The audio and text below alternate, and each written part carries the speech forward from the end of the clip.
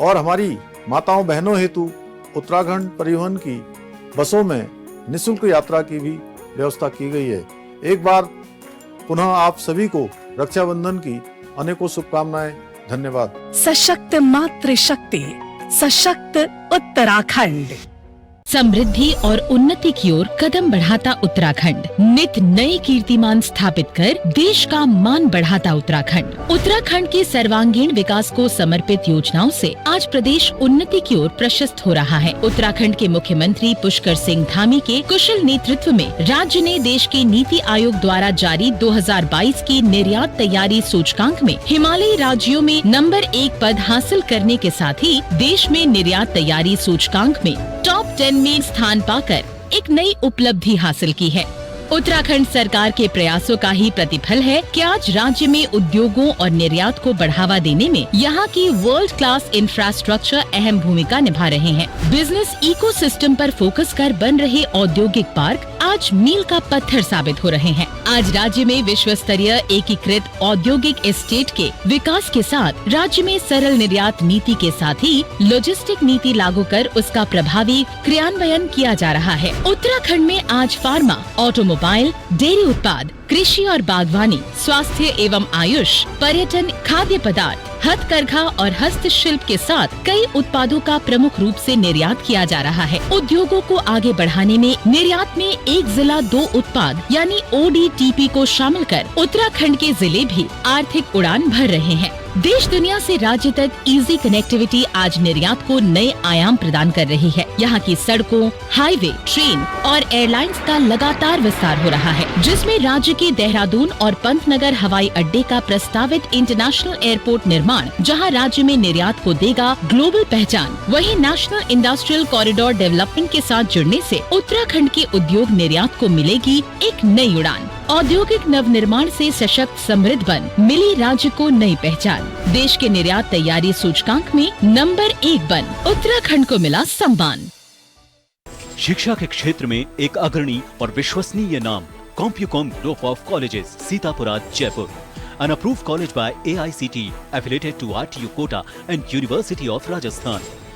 कॉम्प्यूकॉम group of colleges, जहां हर student का भविष्य है सुरक्षित। राजस्थान के बड़े इंडस्ट्रियल ग्रुप द्वारा 23 वर्षों से संचालित, world class infrastructure, well equipped labs के साथ highly qualified faculties, separate girls and boys hostel facility, मेधावी छात्र छात्राओं के लिए स्कॉलरशिप अवेलेबल, प्लेसमेंट असिस्टेंस के साथ समय समय पर इंडस्ट्रियल एंड एकेडमिक इंटरफेस के तहत national international valuable seminar and conferences.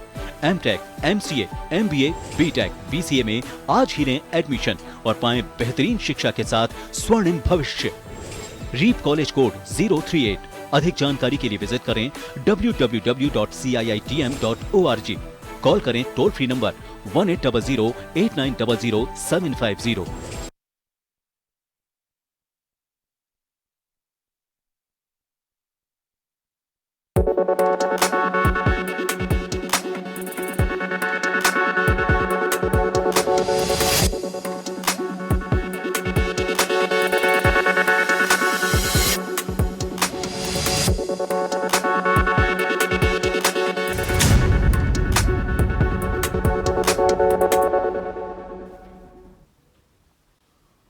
नमस्कार, आप देख रहे हैं जॉइंट टीवी में प्रीति शर्मा आपके साथ। खबरों को विस्तार से भी जानेंगे, लेकिन शुरुआत करते हैं हेडलाइंस के साथ।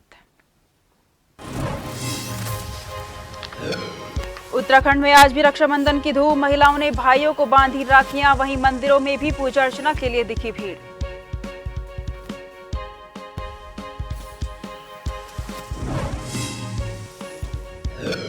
मुख्यमंत्री पुष्कर सिंह धामी का चंपावत दौरा, मां बाराही धाम देवी धुरा पहुंचे धामी, ऐतिहासिक बकवाल मेले में की शिरकत।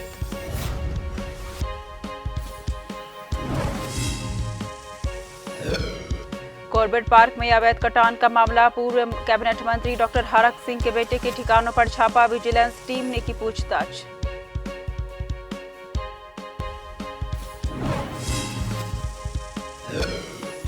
एक महीने से भूस्खलन की जद में जोशीमठ का पगनो गांव, दर्जनों परिवार बेघर, बीजेपी के प्रदेश अध्यक्ष ने लिया जायजा, पीड़ित परिवारों से जाना हालचाल।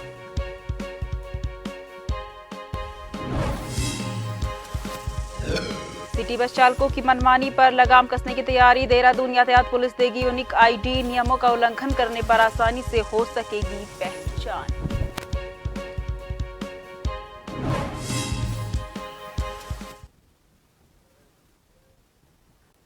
रुक करते हैं खबरों की ओर।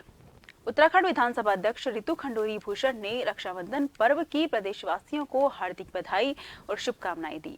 विधानसभा अध्यक्ष ने कहा कि रक्षाबंधन का पर्व जहां भाई बहन के पवित्र स्नेह और प्रेम का प्रतीक है, वहीं बहन द्वारा भाई की मंगल कामना और भाई द्वारा बहन की रक्षा किए जाने के संकल्प से जुड़ा है।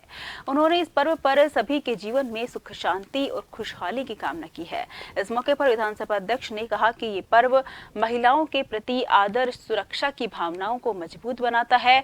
उन्होंने प्रदेशवासियों का आह्वान किया और रक्षाबंधन के इस पावन अवसर पर ऐसा वातावरण बनाने का संकल्प लिए जहां महिलाओं और बालिकाओं की गरिमा का सम्मान हो, वे सुरक्षित महसूस करें। महिलाओं की सुरक्षा, सशक्तिकरण कार्यों और प्रयासों में अपना हर संभव योगदान दें। सारे परिवार वासियों को ढेर सारी रक्षाबंधन की शुभकामनाएं देती हूँ। आज आप देख रहे हैं बहनों के साथ लोग और अपने भाइयों के साथ यहाँ रक्षा सूत्र का पवित्र त्योहार मना रहे हैं। भाई और बहनों में ये एक बहुत ही पवित्र बंधन है जिसको हम बड़े हर्षोल्लास से आज कोटद्वार में मना रहे हैं। सभी बहनों का और हमारे आपस में भी हमने एक दूसरे को राखी बांधी है। ये एक प्रतीक है प्यार का, स्नेह। जहां आज ही के दिन जहां पूरे देश में भाई बहन का त्योहार रक्षाबंधन बड़े ही धूमधाम से मनाया जा रहा है और ऐसे में बंसी नारायण जी के धाम में भी रक्षाबंधन का पवित्र त्योहार बड़े ही धूमधाम से मनाया जा रहा है। बता दें कि भगवान बंसी नारायण जी के धाम में हर साल कालकोट गांव की महिलाएं और कुंवारी कन्याएं खासकर रक्षाबंधन के शुभ अवसर पर पहुंचती हैं और भगवान विष्णु को रक्षाबंधन का सूत्र बांधती हैं, जो परंपरा सदियों से चली आ रही है। बता दें कि भगवान बंसी नारायण जी का धाम समुद्री फीट की ऊंचाई पर समुद्री तल से तकरीबन 12,000 फीट की ऊंचाई पर मौजूद है और भगवान बंसी नारायण जी का धाम कालकोट गांव के अंतर्गत आता है और भगवान बंसी नारायण जी का धाम मात्र 6 महीने के लिए ही खुला रहता है। भगवान बंसी नारायण जी के धाम में खासकर रक्षाबंधन के शुभ अवसर पर विशेष पूजा का आयोजन किया जाता है।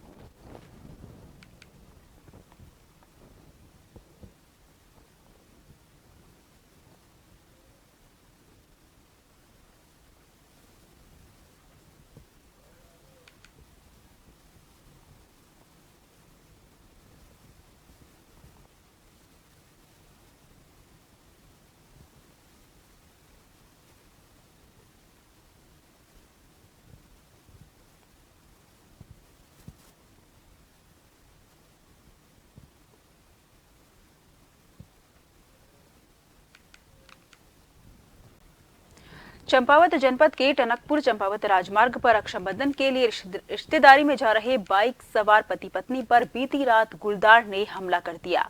हमले में पति घायल हुआ था, जिसके बाद 108 एम्बुलेंस की सहायता से उपचार के लिए उप जिला अस्पताल टनकपुर लाया गया। वहीं इस घटना के कुछ देर बाद ही गुलदार ने स्कूटी सवार एक और युवक पर भी हमला कर दिया। गुलदार के हमले से स्कूटी रिपट गई, जिससे युवक का एक हाथ फ्रैक्चर हो गया। घटना के बाद से ही टनकपुर चंपावत राष्ट्रीय राजमार्ग पर गुलदार के वीडियो सोशल मीडिया में वायरल होने लगे हैं।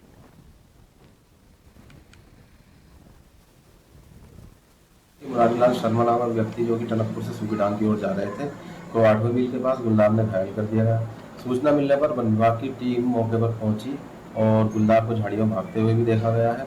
और कल जो है घटनास्थल के आसपास कैमरे लगाए जाएंगे, साथ ही गश्ती दल को क्षेत्र में जो है गश्त करने को निर्देशित कर दिया गया है और आगे की जो कार्रवाई होगी वो पिंजरे वगैरह लगाने की जो भी कार्रवाई होगी वो परमिशन के बाद लगा दिया जाएगा। रुड़की के मालवीय चौक पर बीजेपी महिला मोर्चा के द्वारा जिला अध्यक्ष प्रतिभा चौहान के नेतृत्व में रसोई गैस सिलेंडर पर 200 रुपए कम होने पर एक दूसरे को मिठाई खिलाकर प्रधानमंत्री नरेंद्र मोदी का आभार जताया। इस दौरान महिला मोर्चा की कार्यकर्ताओं ने नरेंद्र मोदी जिंदाबाद के नारे लगाए। बीजेपी महिला मोर्चा की जिला अध्यक्ष प्रतिभा चौहान ने कहा कि रक्षाबंधन के अवसर पर प्रधानमंत्री नरेंद्र मोदी ने घरेलू गैस सिलेंडर पर 200 रुपए कम करके महिलाओं को उपहार दिया है, जिसके लिए सभी गृहिणी प्रधानमंत्री नरेंद्र मोदी का आभार व्यक्त करती हैं। उन्होंने कहा कि इससे महिलाओं की रसोई बजट में सुधार हुआ है, जिसको लेकर महिला मोर्चा के द्वारा मिठाई खिलाकर पीएम मोदी का आभार व्यक्त किया गया है।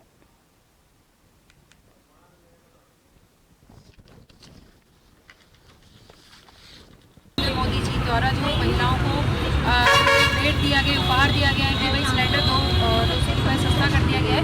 आज सभी जो महिलाएं हैं, हम लोग महिला मोर्चा की गृहिणियाँ भी हैं, तो सभी के किचन में जो बजट में जो सुधार आया है उसके लिए सभी लोग बहने यहाँ धन्यवाद करते हैं। मनाने के लिए नहीं बस छूट दी गई है, तो सभी बहनों के लिए जो खुशी का मौका है, तो इसीलिए बस सभी चीज़ों के लिए हम मोदी जी का धन्यवाद करते हैं। आज हम सभी बहनों को एक बहुत अच्छा उपहार मिला है भाई नरेंद्र दामोदर मोदी जी की तरफ से, जो एक रक्षाबंधन के पावन पर्व पर उन्होंने हमें 200 रुपये का जो सिलेंडर में हमें छूट दी है, उसकी खुशी मनाते हुए हमने आज सभी बहनों का मुंह मीठा कराया है और मोदी जी का बहुत बहुत धन्यवाद करते हैं। तो इसी तरह से बजट में हमारे लिए सुख सुविधाएं करते हैं। वहीं रुड़की के काशीपुर चौक के पास सम्मान समारोह का आयोजन किया गया। बता दें कि काशीपुर चौक के पास स्थित कांग्रेस ओबीसी विभाग के प्रदेश कार्यालय पर कांग्रेस ओबीसी विभाग और कांग्रेस सेवा दल के पदाधिकारियों के द्वारा संयुक्त रूप से असंगठित कामगार कांग्रेस के नवनियुक्त प्रदेश उपाध्यक्ष मेलाराम प्रजापति के सम्मान समारोह कार्यक्रम का आयोजन किया गया। कार्यक्रम के दौरान समस्त कार्यकर्ताओं ने कांग्रेस ओबीसी विभाग के प्रदेश कोऑर्डिनेटर रणधीर नागर के नेतृत्व में नवनियुक्त प्रदेश उपाध्यक्ष मेलाराम प्रजापति का फूल मालाओं से स्वागत किया। इस दौरान मेलाराम प्रजापति ने कहा कि उन्हें जो जिम्मेदारी दी गई है उसके लिए वो राष्ट्रीय और प्रदेश नेतृत्व का आभार व्यक्त करते हैं और अपनी जिम्मेदारी का निर्वहन करते हुए प्रदेश में वो कांग्रेस को मजबूत करने का काम करेंगे। उन्होंने कहा कि वो कांग्रेस के सच्चे सिपाही हैं और आज तक कांग्रेस के अलावा किसी अन्य पार्टी के लिए काम नहीं किया है।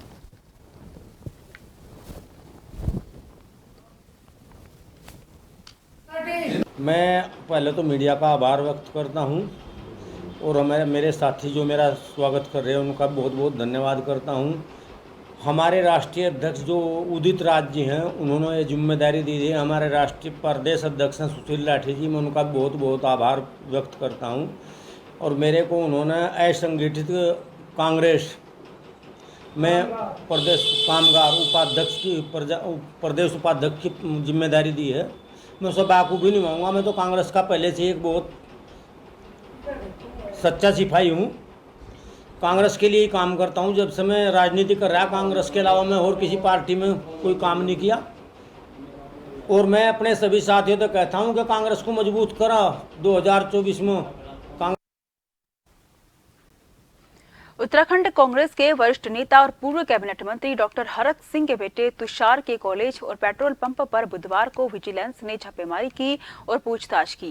दरअसल मामला उस वक्त का है जब हरक सिंह रावत बीजेपी सरकार में कैबिनेट मंत्री थे और उनके पास वन विभाग था। उस वक्त कॉर्बेट पार्क में अवैध कटान हुआ था, जिसकी जांच तभी से चल रही है, जिसमें कई अधिकारी को उस वक्त हटाया भी गया था। विजिलेंस के निदेशक वी मुरुगेशन का कहना है कि उसी मामले में ये तथ्य सामने आए हैं कि कुछ प्रॉपर्टी वन विभाग में क्रय की गई थी, जिसका इस्तेमाल हरक सिंह रावत के बेटे के कॉलेज में हो रहा है। उसी के लिए विजिलेंस की टीम जांच के लिए पहुंची थी और साथ ही साथ संबंधित लोगों से पूछताछ भी की गई है।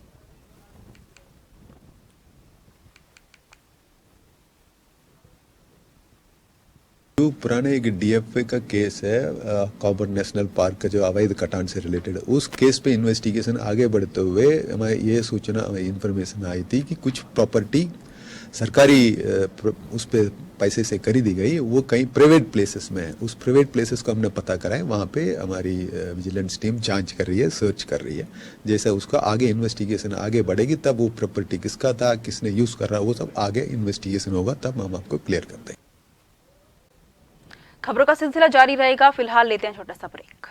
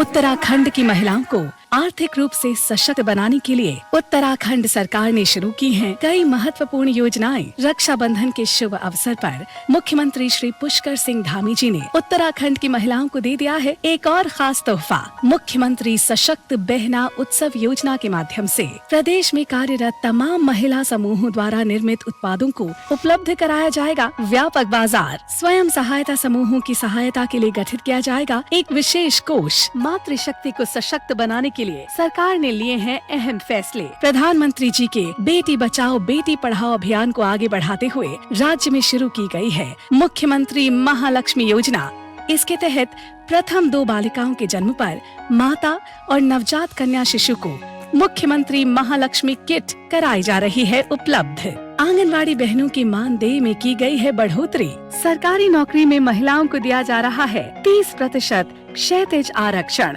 तो आपदा प्रभावित क्षेत्रों में गर्भवती महिलाओं को हेली सेवा उपलब्ध कराने के दिए गए हैं निर्देश। रक्षाबंधन पर सार्वजनिक बसों में बहनों के लिए होगी निःशुल्क यात्रा की व्यवस्था। नमस्कार। भाई बहन के प्रेम और अटूट रिश्ते के प्रतीक रक्षाबंधन के पावन पर्व की आप सभी को हार्दिक शुभकामनाएं। हमारी सरकार प्रदेश की माताओं बहनों के कल्याण और सशक्तिकरण के लिए पूर्ण रूप से समर्पित है। इस रक्षाबंधन पर प्रदेश सरकार द्वारा मुख्यमंत्री सशक्त बहना उत्सव योजना को प्रारंभ किया गया है और हमारी माताओं बहनों हेतु उत्तराखंड परिवहन की बसों में निःशुल्क यात्रा की भी व्यवस्था की गई है। एक बार पुनः आप सभी को रक्षाबंधन की अनेकों शुभकामनाएं।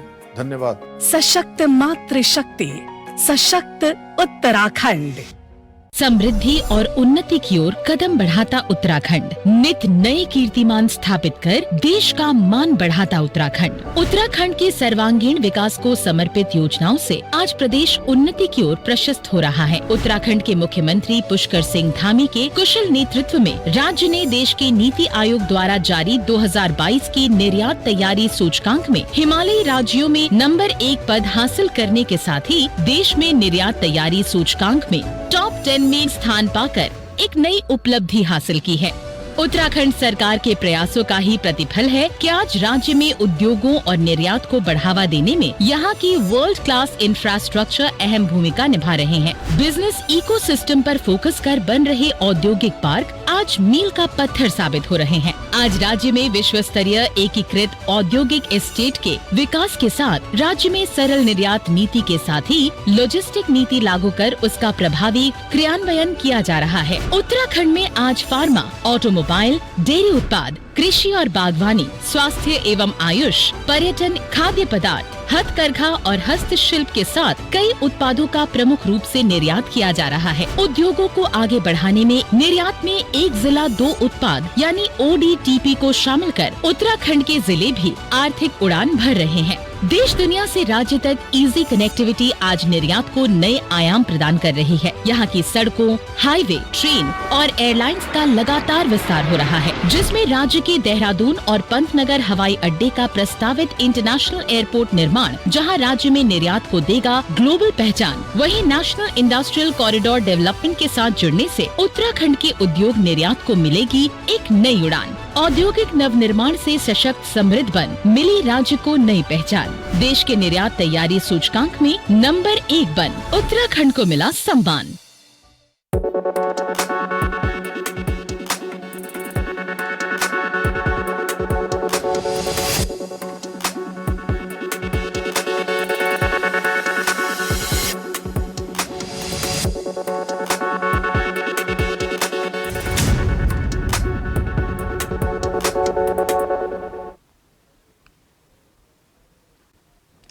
ब्रेक के बाद फिर से आपका स्वागत है। रुक करते हैं खबरों की ओर। देहरादून में विक्रम मैजिक और सिटी बस चालकों की मनमानी पर लगाम कसने के लिए यातायात पुलिस अब उन्हें यूनिक आईडी देने वाली है। इससे यातायात नियमों का उल्लंघन करने पर चालक की आसानी से पहचान हो सकेगी। साथ ही बिना लाइसेंस वाहन संचालन पर भी लगाम लगेगी। यूनिक आईडी बनाने के लिए वाहन यूनियनों को चालकों की जानकारी यातायात पुलिस कार्यालय में जमा करने को कहा गया है और यातायात पुलिस द्वारा 1 सितंबर से इस व्यवस्था को लागू करने की तैयारी कर रहा है। इसके बाद कोई भी चालक बिना यूनिक आईडी के विक्रम सिटी बस और मैजिक नहीं चला पाएगा। निश्चित तौर पे फ़ायदा मिलेगा, क्योंकि अभी जो ड्राइवर है तो वो प्रॉफिट मोटिव पे काम करता है और यदि वो वेरीफाइड ड्राइवर है उसके भी हम लोग डीएल और अन्य एड्रेस भी वेरीफाई करेंगे। उसके बाद उसके एक ऑब्लिगेशन होगा कि ट्रैफिक नियमों का पालन करें। अभी जो क्या देखने को मिलता है, मालिक जो हैं ये बिना किसी उसके वेरिफिकेशन के भी रेंट आउट कर देते हैं। ड्राइवर्स अपने अपने जहाँ जिस रूट पे अभी वो वर्तमान में चल रहे हैं वहीं अपने जो यूनियन है उसके पास अपने दस्तावेज जमा कर देंगे और वहीं से हमें आईडी वो बनवा के दे देंगे और जिसको हम लोग एक यूनिक नंबर हम लोग दे देंगे। जोशीमठ ब्लॉक के अंतर्गत आने वाले पगनो गांव विगत 1 महीना से लगातार भूस्खलन की मार झेल रहा है। दर्जनों परिवार बेघर हो चुके हैं। रास्ते से लेकर खेत खलिहान, विद्यालय, मंदिर, दुकान, गाय की गौशालाएं सब कुछ तबाह हो चुके हैं। अब वही बीजेपी के प्रदेश अध्यक्ष महेंद्र प्रसाद भट्ट और उनके साथ तमाम बीजेपी के वरिष्ठ कार्यकर्ता पगनो गांव पहुंचे। इस दौरान प्रदेश अध्यक्ष महेंद्र प्रसाद भट्ट के साथ तमाम बीजेपी के वरिष्ठ कार्यकर्ता नुकसान हुए जगह का जायजा करने के लिए पहुंचे, जिसके बाद प्रदेश अध्यक्ष महेंद्र प्रसाद भट्ट सभी आपदा पीड़ित परिवारों से मिले और हालचाल जाना। आपदा पीड़ित परिवारों ने अपने गांव की समस्या बीजेपी प्रदेश अध्यक्ष महेंद्र भट्ट के समक्ष रखी, जिसके बाद प्रदेश अध्यक्ष महेंद्र भट्ट ने सभी आपदा पीड़ित परिवारों को भरोसा दिलाया कि जल्द इस गंभीर विषय पर हर संभव मदद की जाएगी। मैं सबसे दूरस्थ गांव पगनो में आया। बहुत ही आपदा से पूरा गांव क्षतिग्रस्त है। वहाँ के प्रधान जी ने पूरे गांव की समस्याओं को मेरे सामने अवगत किया है। मुख्य रूप से पेयजल की समस्या का विषय था। राशन नहीं पहुंच पा रही थी। आज मैंने जिलाधिकारी महोदय को से बात करने के बाद जिलाधिकारी महोदय ने हमको आश्वस्त किया है कि यहाँ राशन की व्यवस्था, इसके साथ साथ पेयजल की व्यवस्था दुरुस्त की जाएगी और 10 परिवार जो जिनके घर टूट चुके हैं उनको आवश्यक धनराशि के रूप में राशि मिलेगी। यूं तो राजधानी देहरादून को स्मार्ट सिटी का दर्जा मिला हुआ है, लेकिन स्मार्ट सिटी के नाम पर जनता को परेशानियों का सामना करना पड़ रहा है। दरअसल राजधानी देहरादून में डेंगू अपने पैर पसारता हुआ नजर आ रहा है, जिसका जिम्मा कहीं ना कहीं स्मार्ट सिटी पर भी थोपा जा रहा है, क्योंकि स्मार्ट सिटी के कार्य इस समय राजधानी देहरादून के तमाम हिस्सों में चल रहे हैं, लेकिन समय पर कार्य पूरा नहीं होने के कारण स्मार्ट सिटी के कार्य की वजह से सड़कों में, गलियों में गड्ढे हो गए हैं, जिसके कारण उन गड्ढों में बारिश का पानी भरा हुआ है, जिससे लगातार डेंगू का मच्छर पैदा हो रहा है और जो लोगों को बीमार कर रहा है। अब स्मार्ट सिटी के खिलाफ भी राजधानी देहरादून वासी जल्द ही मोर्चा खोलने वाले हैं।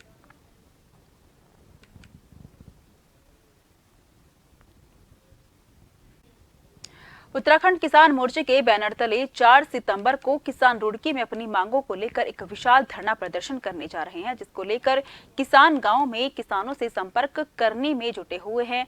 बता दें कि 24 अगस्त को भी किसानों ने एक महापंचायत का आयोजन किया था। किसानों का आरोप है कि पिछले दिनों बारिश से किसानों को भारी नुकसान हुआ है, लेकिन सरकार मुआवजे के नाम पर किसानों के साथ छलावा कर रही है।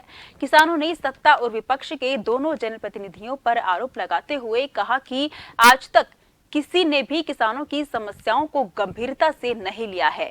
किसानों ने चेतावनी देते हुए कहा है कि समय रहते हुए किसानों की समस्याओं का कोई हल नहीं आया तो आने वाले 2024 लोकसभा चुनाव में इसका खामियाजा जनप्रतिनिधियों और पार्टियों को भुगतना पड़ सकता है।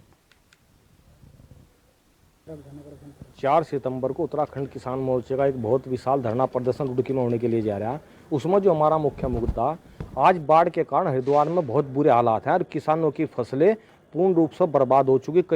कई ब्लॉकों में और जिन ब्लॉकों में बची भी तो उसमें भी 40-50% का नुकसान है। तो उसका केवल सरकार 1100 रुपये बीघा का मुआवजा दे रही, जो बहुत कम है। हमारी सरकार से मांग है कि किसान को 10,000 रुपये प्रति बीघा का मुआवजा दिया जाए। विधानसभा में देहरादून या सड़कों पर आकर विपक्ष को उठानी चाहिए।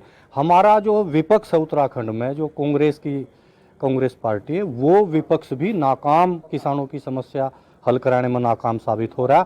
और जो सत्ता पक्ष के नेता, विधायक, एमपी हैं, ये अपना माल्यार्पण और स्वागत तक ही टिके हुए हैं, जबकि उन्हें ये पता है कि इस जनपद हरिद्वार किसान बाहुल्य जिला है, 2024 आ रहा है। अगर ये इसी तरीके से माल्यार्पण और स्वागत में रहे और इन्होंने किसानों की समस्याओं की अनदेखी करी, तो यही किसान इन्हें 2024 में भी सबक सिखाने के लिए तैयार है। एक नजर हेडलाइन पर। उत्तराखंड में आज भी रक्षाबंधन की धूम, महिलाओं ने भाइयों को बांधी राखियां, वहीं मंदिरों में भी पूजा अर्चना के लिए दिखी भीड़।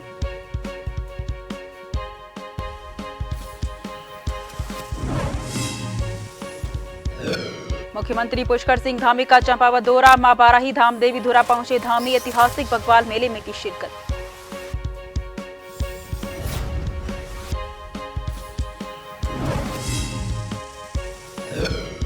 कॉर्बेट पार्क में अवैध कटान का मामला, पूर्व कैबिनेट मंत्री डॉक्टर हरक सिंह के बेटे के ठिकानों पर छापा, विजिलेंस टीम ने की पूछताछ।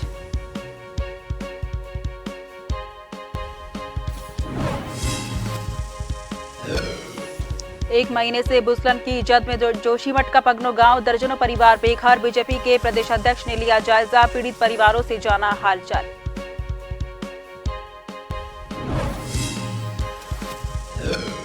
सिटी बस चालकों की मनमानी पर लगाम कसने की तैयारी, देहरादून यातायात पुलिस देगी यूनिक आईडी, नियमों का उल्लंघन करने पर आसानी से हो सकेगी पहचान।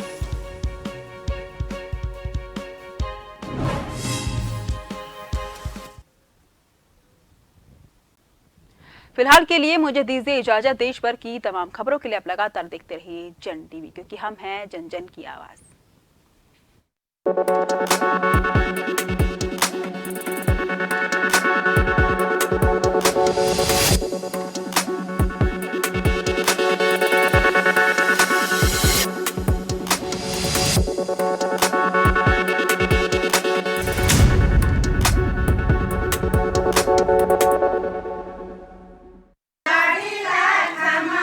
उत्तराखंड की महिलाओं को आर्थिक रूप से सशक्त बनाने के लिए उत्तराखंड सरकार ने शुरू की हैं कई महत्वपूर्ण योजनाएं। रक्षाबंधन के शुभ अवसर पर मुख्यमंत्री श्री पुष्कर सिंह धामी जी ने उत्तराखंड की महिलाओं को दे दिया है एक और खास तोहफा। मुख्यमंत्री सशक्त बहना उत्सव योजना के माध्यम से प्रदेश में कार्यरत तमाम महिला समूहों द्वारा निर्मित उत्पादों को उपलब्ध कराया जाएगा व्यापक बाजार। स्वयं सहायता समूहों की सहायता के लिए गठित किया जाएगा एक विशेष कोष। मातृशक्ति को सशक्त बनाने के लिए सरकार ने लिए हैं अहम फैसले। प्रधानमंत्री जी के बेटी बचाओ बेटी पढ़ाओ अभियान को आगे बढ़ाते हुए राज्य में शुरू की गई है मुख्यमंत्री महालक्ष्मी योजना। इसके तहत प्रथम 2 बालिकाओं के जन्म पर माता और नवजात कन्या शिशु को मुख्यमंत्री महालक्ष्मी किट कराई जा रही है उपलब्ध। आंगनवाड़ी बहनों की मानदेय में की गई है बढ़ोतरी। सरकारी नौकरी में महिलाओं को दिया जा रहा है 30% क्षैतिज आरक्षण। तो आपदा प्रभावित क्षेत्रों में गर्भवती महिलाओं को हेली सेवा उपलब्ध कराने के दिए गए हैं निर्देश। रक्षाबंधन पर सार्वजनिक बसों में बहनों के लिए होगी निःशुल्क यात्रा की व्यवस्था। नमस्कार। भाई बहन के प्रेम और अटूट रिश्ते के प्रतीक रक्षाबंधन के पावन पर्व की आप सभी को हार्दिक शुभकामनाएं। हमारी सरकार प्रदेश की माताओं बहनों के कल्याण और सशक्तिकरण के लिए पूर्ण रूप से समर्पित है। इस रक्षाबंधन पर प्रदेश सरकार द्वारा मुख्यमंत्री सशक्त बहना उत्सव योजना को प्रारंभ किया गया है और हमारी माताओं बहनों हेतु उत्तराखंड परिवहन की बसों में निःशुल्क यात्रा की भी व्यवस्था की गई है। एक बार पुनः आप सभी को